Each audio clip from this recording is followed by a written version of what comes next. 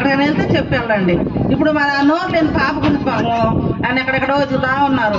అయితే కుక్క పిల్ల వచ్చింది చూడండి, కుక్క పిల్ల ఏం చేస్తాం చూద్దాం.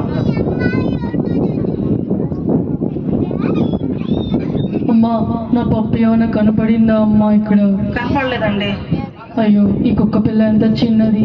మా పాప మోగమ్మాయి, కానీ మా పాపకి మా పప్పి అంటే చాలా ఇష్టం. అరే పిల్లలు, మీకు కనపడిందా మా పప్పి? కనపడలేదా? సండే స్కూల్ టీచర్స్ మీరన్నా మా పప్పిని వెతకండి ప్లీజ్. మా పాప ఏడుస్తోంది. అమ్మ ఏడవపోకమ్మ, పప్పి వచ్చిద్ది. పప్పి ఎక్కడున్నావే, ఎక్కడున్నావే? అయ్యో పప్పి. అంకుల్ మరి ఇప్పటి వరకు మీ పాప కనపడలేదని కన్నీరు పెడుతున్నారు, కానీ ప్రార్థన చేశారా? ఒకసారి ప్రార్థన చేయండి, మీ పాప కనపడుతుంది. అంకుల్ పోయింది నా కుక్క పిల్లమ్మ. పప్పి అంటే నా కుక్క పిల్ల పేరు. మీ పాప అనుకున్నావండి. మరి మీకు ఎవరు చెప్పారమ్మా? కాదు, పప్పి అంటే మా కుక్క పిల్లమ్మ. కుక్క పిల్ల కోసం మేము వెతుక్కుంటున్నాం. మా పాప మగ పాప కాబట్టి ఆ పప్పితోనే చాలా ఆటలు ఆడుతూ ఉంటుంది. అరే పప్పి, పప్పి, అయ్యో అక్క నీ కోసం ఎంత ఎదురు చూస్తుందిరా. అయ్యో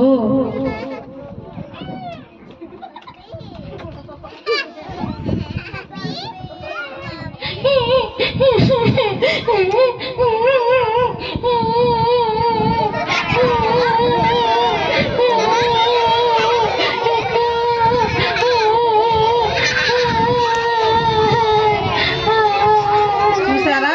మరి ఆ మోగ పిల్ల పాప మాటలు రావు. నా ఫ్రెండ్ అయిన కుక్క పిల్ల కనపడలేదని చాలా ఏడుస్తా ఎక్కుతా ఉంది. ఏడోబాకమ్మా, ఏడోబాకు, పప్పి వచ్చేసింది కదా. ఏడోబాకమ్మా, నా బంగారు తల్లి కదా. ఏడోబాకమ్మా.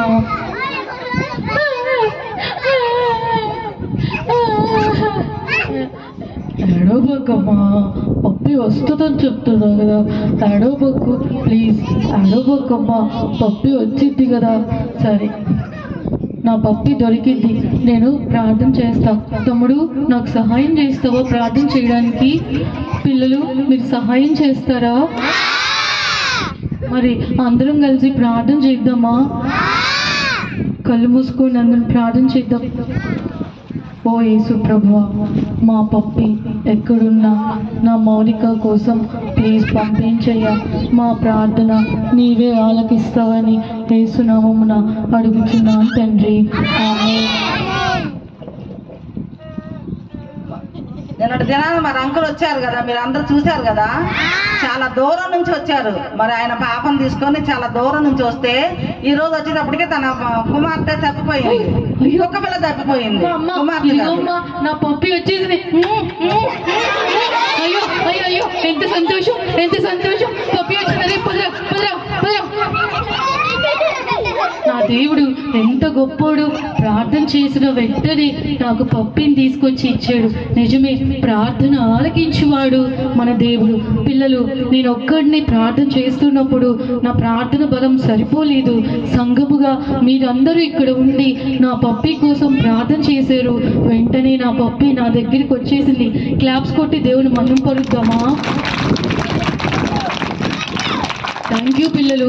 అదే బైబిల్లో కూడా ఏమనుంది అంటే, సంఘము ప్రార్థించగా సంఖ్యలు విడిపోతాయని బైబిల్లో ఉంది కదా పిల్లలు.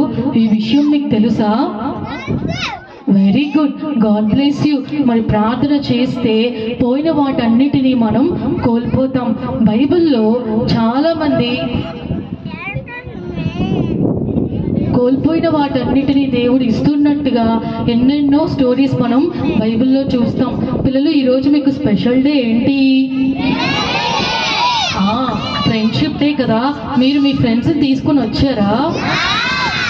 ఎంతమంది తీసుకుని వచ్చారు? తీసుకొచ్చారా? Very good. మీరందరూ చాలా మంచి పిల్లలు. చెప్పిన మాట చెప్పినట్టుగా చేస్తున్నారు. దేవుని బిడ్డలు కదా మీరందరూ. Very good. మరి పిల్లలు, బైబిల్లో కూడా కొంతమంది ఫ్రెండ్స్ ఉన్నారు, మీకు తెలుసా? చెప్పండి, మీకు ఎవరు తెలుసు బైబిల్లో?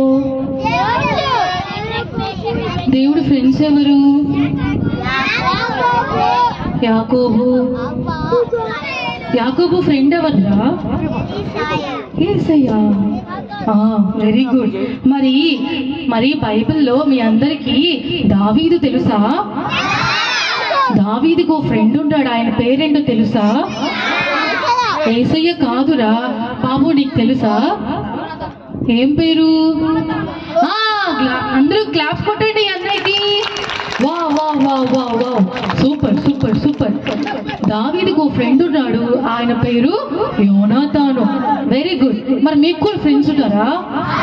ఎంతమంది ఉన్నారు? చాలా మంది ఉన్నారా? యేసయ్యకి 12 మంది ఫ్రెండ్స్ ఉన్నారు.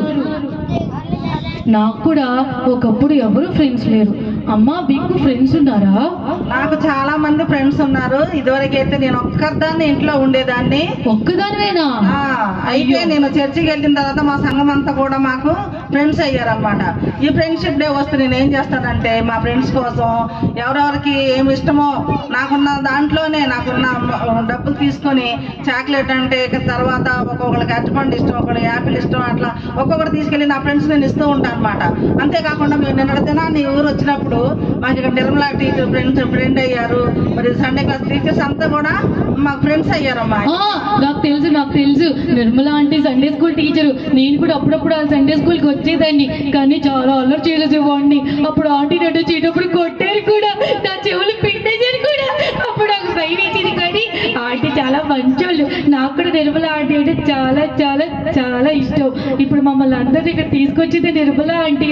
Thank you aunty. నిర్మలా ఆంటీని తక్కువగా